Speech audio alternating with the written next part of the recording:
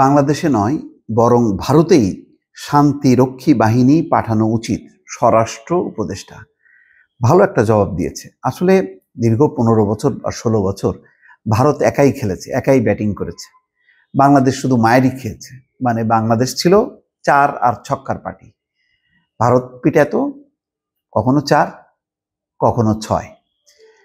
তো কখনো পাল্টা জবাব দেয়নি। অর্থাৎ বাংলাদেশ কখনো 4-6 খেলেনি ভারতকে নিয়ে। ভারত বারবার খেলেছে। তো এখন কিন্তু টের পাচ্ছে 3 মাস 3.5 মাস যেতে না যেতেই নানা রকম উত্তর কিন্তু দিচ্ছে নানা রাজনৈতিক মহল এবং সরকারের পক্ষ থেকে।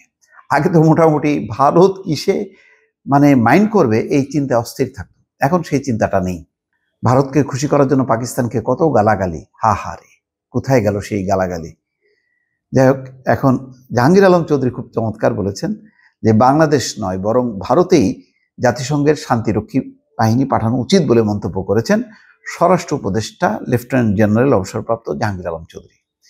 স্বরাষ্ট্র উপদেষ্টা বলেন, বাংলাদেশে নয় বরং ভারতেই শান্তিরক্ষী বাহিনী পাঠানো উচিত। ভারতের মিডিয়াগুলোই শুধু বাংলাদেশ নিয়ে মিথ্যা অপপ্রচার চালাচ্ছে। বিশ্বের অন্য কোনো মিডিয়ায় তেমন প্রভাব ফেলছে না।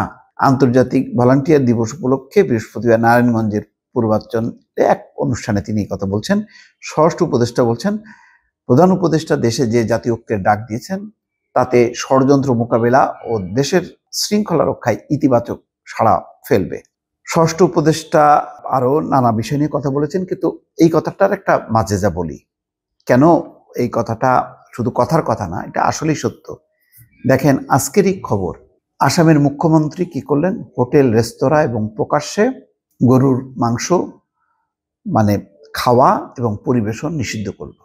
তাহলে এর ফলে সেখানে সংখ্যালঘুদের প্রতি একটি অসম্মান এবং তাদের যে মানবাধিকার, তাদের যেই অধিকার, সেই অধিকারটা ভুলুণ্ঠিত করলো। শুধু ভারতে এই ঘটনাই না, আজমির শরীফ যতগুলো মুসলিম স্থাপনা আছে সেই স্থাপনা আগামীতে থাকবে কিনা তা নিয়ে কিন্তু এখন প্রশ্ন উঠছে। কেননা একের পর এক হিন্দু নানান উগ্র গোষ্ঠীগুলো দরখাস্ত দিচ্ছে, বলছে যে এগুলি মন্দির ছিল, সেগুলি উচ্ছেদ করো। ইতিমধ্যে বাবরি মসজিদের ঘটনা তো জানেন, নরেন্দ্র মোদী স্বয়ং সেখানে যে উদ্বোধন করেছে নির্বাচনের আগে। তাহলে যেখানে প্রধানমন্ত্রী নিজে মুসলমানদের ধর্মীয় ঐতিহ্য, ধর্মীয় রীতিনীতির প্রতি সম্মান জানান না, এবং কয়েকদিন আগে একজন ভারতের বড় মুসলিম নেতা তিনি আক্রান্ত হয়েছেন, শাহরুখ খান, সালমান খান, প্রত্যেকেই, যত মুসলমান তারকা আছে, রাজনীতিক আছেন, প্রত্যেকেই বিপদগ্রস্ত। এবং অনেকগুলো রাজ্যে গরুর মাংস একেবারে নিষিদ্ধ করা হয়েছে। তো সেই অবস্থায় ভারত যখন কি বাংলাদেশের মানবাধিকার, বাংলাদেশের সাম্প্রদায়িক সম্প্রীতি, অধিকার এগুলো নিয়ে কথা বলে, তখন তো এটাই স্বাভাবিক যে ভারতের যে ঘটনাগুলো ঘটছে, তো ভারতের সেই ঘটনার জন্য আগে সেখানে শান্তিরক্ষী বাহিনী মোতায়েন করা হোক, সেখানে পাঠানো হোক, সেখানে সংখ্যালঘুদের ব্যাপারে তারা জানতে চাক যে তারা নিরাপদ কিনা, তারা কমফোর্ট ফিল করে কিনা।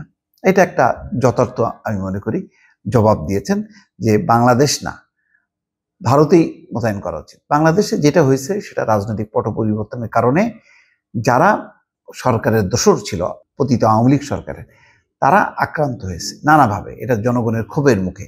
তখনও পর্যন্ত আইন শৃঙ্খলা বাহিনী পুরো পরিস্থিতি নিয়ন্ত্রণ করতে পারে সেটা হঠাৎ করে, এবং এটা ধর্মকেও লক্ষ্য করে, কোনো গোষ্ঠী সম্প্রদায়কে না, এটা হলো আওয়ামী লীগকে, সোজা কথা আওয়ামী লীগকে লক্ষ্য করে হয়েছে। তো এই ঘটনা তো অলরেডি পাস্ট, এখন কোথা থেকে আবিষ্কার করতেছে তারা? তার মানে উদ্দেশ্যমূলকভাবে করছে। তো সুতরাং আজকে যখন মমতা বলে যে বাংলাদেশে শান্তিরক্ষী বাহিনী পাঠানো উচিত এবং কেন্দ্রকে যখন হস্তক্ষেপ করতে বলে এই ব্যাপারে, তখন বাংলাদেশের স্বরাষ্ট্র উপদেষ্টা সঠিকভাবে বলেছেন যে এটা বরং ভারতেই পাঠানো উচিত শান্তিরক্ষী মিশন। দর্শক ভালো থাকবেন, আল্লাহ হাফেজ।